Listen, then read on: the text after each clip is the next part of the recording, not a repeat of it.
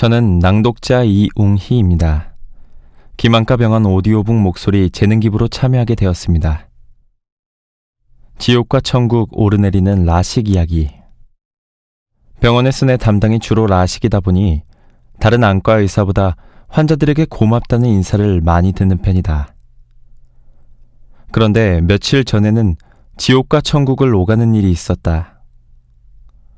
언제나 그렇듯 환자들에게 라식하기 잘했어요, 진작에 라식할 걸 그랬어요 라는 등의 말만 들을 수 있기를 기대했는데 그날은 그렇지 못했다. 내용인즉 서울 모 안과에서 3년 전 라식 수술을 받은 30대 여자 환자가 내원했는데 아이와 장난을 치다가 그만 아이의 손가락에 눈을 심하게 찔린 적이 있다고 했다. 괜찮으려니 하고 지내다가 시력도 떨어지고 눈의 통증이 지속되어 동네 안과에 갔더니 라식 부작용이라며 큰 병원에 가라고 해서 왔다는 것이다. 환자의 눈 상태는 심각했다. 라식 수술을 할 때 각막의 5분의 1 정도를 얇게 칼로 사과 껍질 벗기듯 벗기는데 이를 각막 절편이라고 부른다. 그런데 예전에 라식 수술을 했던 각막 절편이 접혀 있었고 염증 소경과 각막 절편 아래에 이물질도 끼어 있었다. 환자에게 자초지종을 설명하고 수술을 해야 된다고 했더니 눈물을 흘렸다.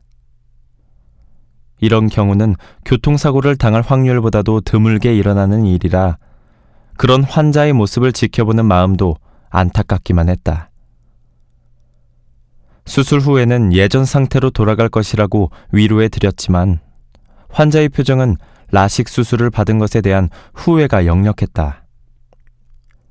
수술이 시급한 상태라 환자를 충분히 안정시킨 후 바로 수술에 들어갔다.